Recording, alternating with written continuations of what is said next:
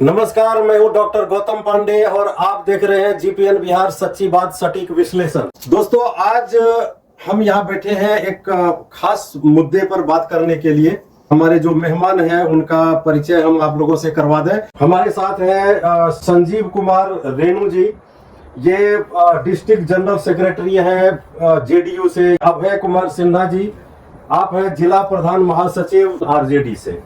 और उसके बाद हमारे साथ हैं अमरनाथ उपाध्याय जी, ये हैं जन स्वराज पार्टी के जिला कार्यालय अध्यक्ष। तो हम आप सभी मेहमानों का अपने विशेष कार्यक्रम में स्वागत करते हैं। लेकिन राष्ट्रीय जनता दल का जो मैनिफेस्टो बना है वो बिल्कुल 17 महीने जो राष्ट्रीय जनता दल को सरकार में रहने का मौका मिला, नीतीश जी के साथ काम करने का जो मौका तेजस्वी जी को मिला, उस 17 महीने के कार्यकाल में उन्होंने जो एजेंडा तैयार किया था और 2020 के चुनाव में जो उन्होंने जनता से वादा किया था 10 लाख नौकरी का, तो राष्ट्रीय जनता दल अपनी बातों पे कायम थी। और 17 महीने का जब मौका मिला तो वो नीतीश जी के साथ मिलके सरकारी नौकरी की वैकेंसियां भी निकलवाई और लोगों को नौकरी देने का भी काम किया।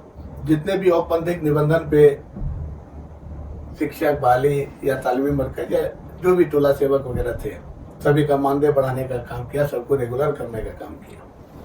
और 17 महीने के कार्यकाल में उन्होंने बिहार में सरकार में रह के देखा कि हम जनता के लिए क्या कर सकते हैं। उसी के आधार पे आज जो राष्ट्रीय जनता दल का मैनिफेस्टो है कि हम महिलाओं को 2500 रुपया प्रति माह देंगे, 200 यूनिट बिजली फ्री देंगे, वृद्धा पेंशन, विकलांग पेंशन, दिव्यांग पेंशन, जो अभी तो नीतीश जी 1100 रुपया किए हैं, पहले 400 रुपया था, उसको 1500 रुपया करेंगे। और अभी जो हमारे नेता ने कहा है कि हर घर में एक सरकारी नौकरी होगा। हमारी सरकार जब आई तो जिस समय हमारी सरकार बनी थी, कहा जाता है कि अब इस बिहार राज्य में गड्ढा था, हमने पहले 5 साल में उस गड्ढे को भरा, उसके बाद उस गड्ढे में रफ्तार दिया। आपके बगल नीचे में रोड मिलेगा 6 लेन, पूरे शहर को या पूरे बिहार को, आज किसी भी क्षेत्र में जाइए वहाँ सड़कें मिलेगी, बिजली मिलेगी। पहले बिजली हुआ करता था, लाइनें हुआ करती थी, तार होते थे, पोल होता था, लाइन वाइन नहीं होता। हमारे यहाँ कहीं भी जाइए 20 से 22 घंटा, कहीं कहीं 24 घंटा भी बिजली उपलब्ध है। तो सरकार इस क्षेत्र में बहुत काम की है, महिलाओं के क्षेत्र में काम की है। ये जो योजना चली है महिलाओं के प्रति, जो महिलाओं को समृद्ध करने की योजना है, लोगों का आरोप है, राजनीतिक संगठन में अगर आप हैं तो आरोप प्रत्यारोप लगेगा, आप अगर क्षेत्र में काम कर रहे हैं तो आपके आरोप भी लगेगा।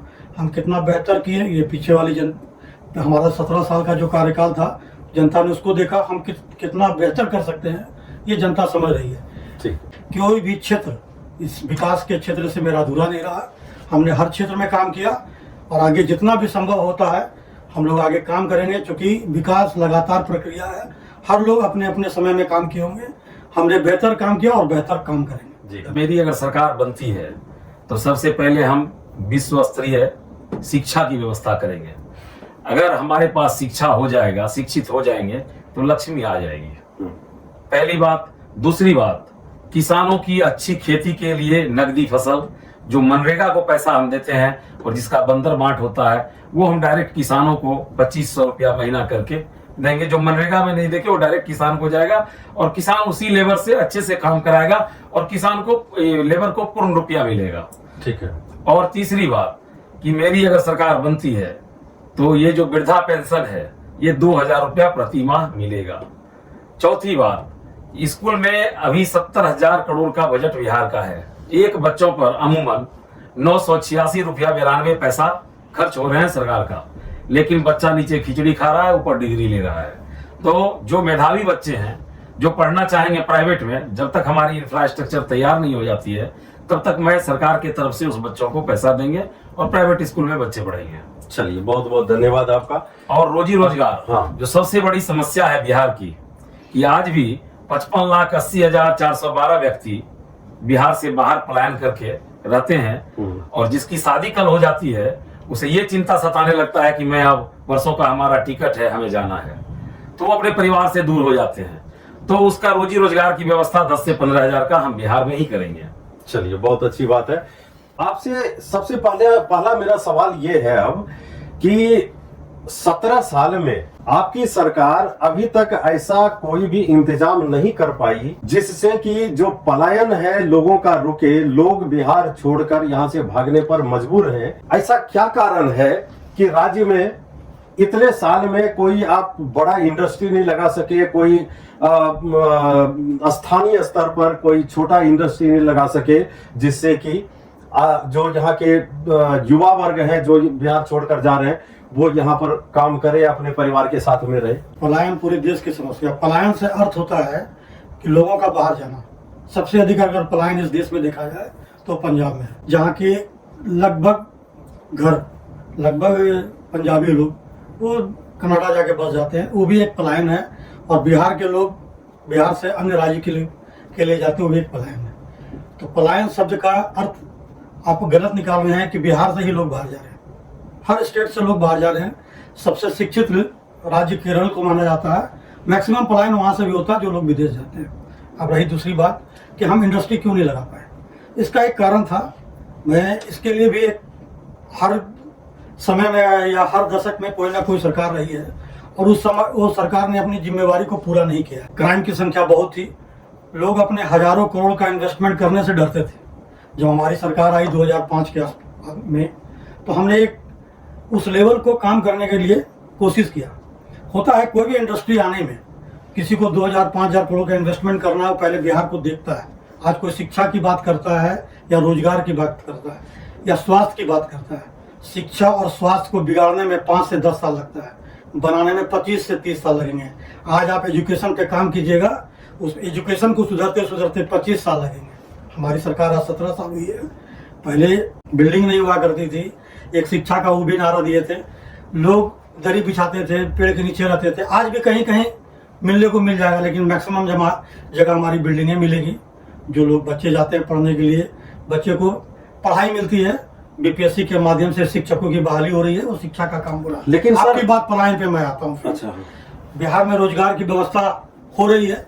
अभी आपके बगल में चीनी मिल जो कई वर्षों से बंद था, अडानी ग्रुप को दिया गया। मोजा सीमेंट की फैक्ट्री लग रही है, हजारों करोड़ का इन्वेस्टमेंट है।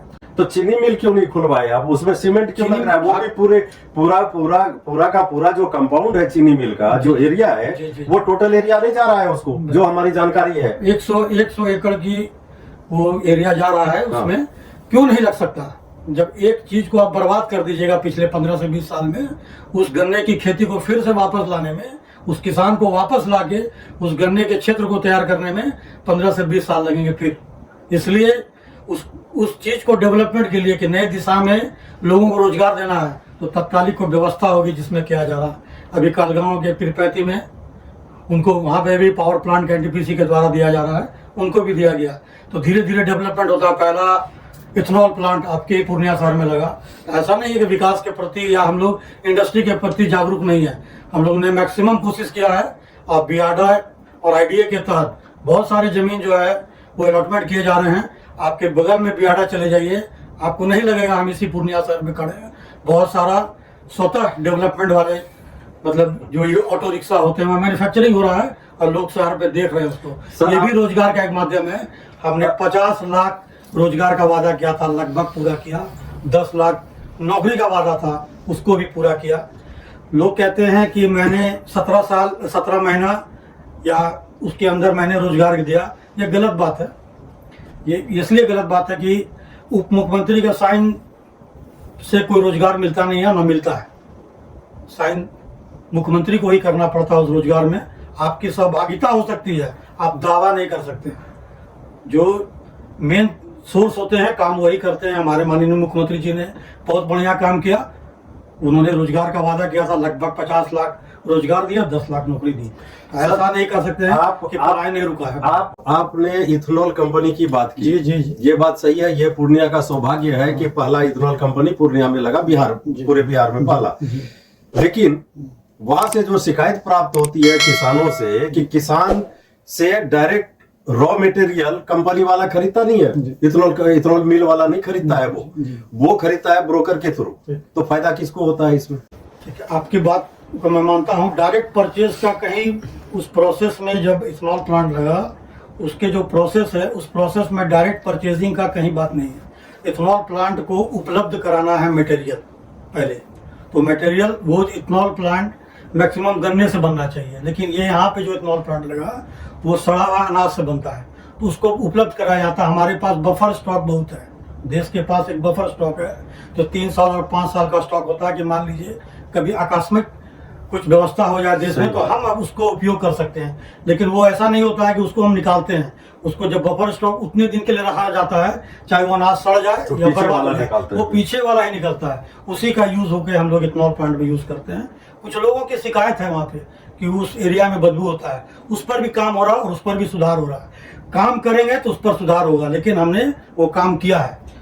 आपकी पार्टी की छवि जो शुरू से आपने बनाया था सुशासन की छवि, लेकिन अपराध और भ्रष्टाचार चरम पर है बिहार में, ये बात आप भी मानते हैं, सभी मानते हैं। उसके लिए आपने क्या किया अभी तक? बिल्कुल, आपने जो बात कहा है, सुशासन की बात किए थे हमारे मुख्यमंत्री जी ने, और हमारे मुख्यमंत्री जी की एक छवि सुशासन बाबू की बनी थी जो आज भी। और रहा बात क्राइम का बात, किसी भी समय में किसी भी काल में चले जाइए, राम राज्य था तो उस समय भी रावण थे, सिद्धांतिक उस समय भी क्राइम होता था, सिद्धांतिक जो भी हुआ आज भी हो रहा होगा, लेकिन वो क्रम जो 2005 से पहले देखें और उस क्रम में बहुत कम है।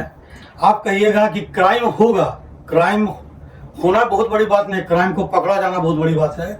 आज जो घटना करेगा उसको सजा मिलेगा, लेकिन इसमें जो भी लोग अगर फंसते हैं उसको सजा मिलती है। सर, वो कटघरे के पीछे खड़ा होते इसमें हैं। आप पकड़िएगा, बाद में 10 साल 20 साल बाद बिल्कुल नहीं, पकड़िएगा, बिल्कुल नहीं। आपको पिस्ती तो जनता है। पहले तो 10-15 साल आप सरकार में थे, बिल्कुल, जिन पर ये अभी उंगली उठा रहे हैं। उसके बाद नीतीश जी के साथ में भी आपकी सरकार थी, 17 महीने की सरकार थी आपकी। आप अभी जो इलेक्शन में आए हुए हैं, आपका मॉडल क्या होगा इस आने वाले इलेक्शन में? पीछे आपने क्या किया वो सब देख रहा है, देखिए। इसका मॉडल क्या होगा कि अब जो स्थिति पहले थी वो स्थिति दोबारा नहीं होगी? मैं आपको बता देता हूँ जी। कि 2005 से इनकी सरकार रही बिहार में, जो 20 साल पूरा कर रही है अभी। आप लगातार 17 साल बोल रहे हैं, और हमारे जदयू के जो हमारे माननीय हैं वो भी 17 साल बोल रहे हैं। आपने 20 साल सरकार चलाया, 20 साल सरकार चलाने के बाद भी आप लालू जी के समय को आज लोगों को याद करा रहे थे। इसका मतलब है कि आप किसी भी काम को करने में सक्षम नहीं थे। आपने 20 वर्षों में किया क्या? 20 साल बिहार की जनता ने आपको समय दिया और आप फिर वही लालू जी की राज याद करा रहे हैं। 20 वर्षों में क्राइम का ग्राफ क्या है आपका, ये बताइए। 20 वर्षों में कितनी हत्याएं हुई है बिहार में, वो बताइए। बिहार में कितने अपहरण हुए, ये बताइए। जहां आज आपका स्टूडियो, यहाँ इतना बड़ा लूट हुआ तनिष्क में, क्या लालू जी का राज था? वो गुलाबबाग मंडी में लूट हुआ, किसका राज था? आज आप किसानों के हित की बात कर रहे हैं। गुलाबबाग मंडी जो एशिया का सबसे बड़ा मंडी, उस मंडी को आपने बंद कराने का काम किया। किसान का अनाज जहां बिकता था, जहां पूरे बिहार के ही नहीं देश के व्यापारी आते थे माल खरीदने के लिए, आपने वो सारा सिस्टम को बंद करा दिया। आपने दलाली प्रथा शुरू करवा दी।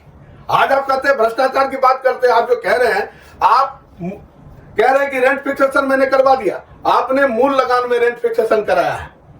जो आदमी 13 बरस 15 बरस से जमीन खरीद के है, आप मेरे साथ चलिए सीओ गया, अभी 10,000 रुपया लेगा तो उसका रेंट फिक्सेशन 10 मिनट में करेगा।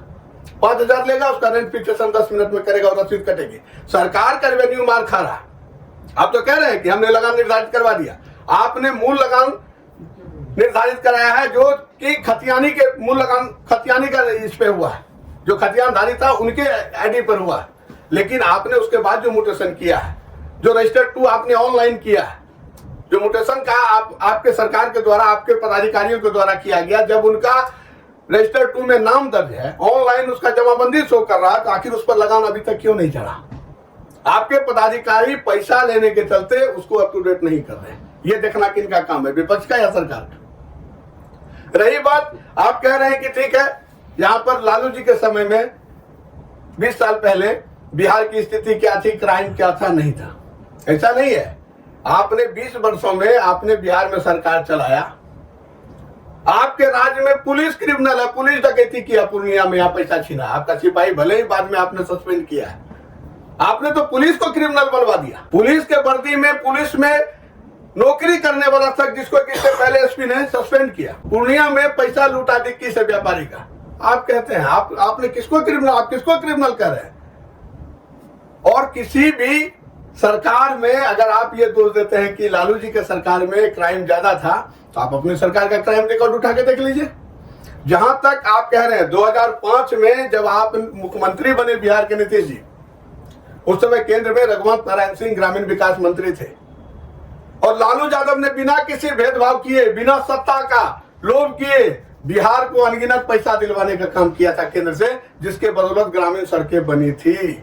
ना कि नीतीश जी ने अपने आप देख लीजिए उल्टा के कि केंद्र सरकार से सबसे ज्यादा योजना ग्रामीण विकास विभाग के द्वारा भेजा गया, जिससे कि पूर्णिया जिला ने पूरे बिहार के ग्रामीण क्षेत्रों का विकास हुआ, मुख्य सड़क से जोड़ने का काम उस समय किया गया।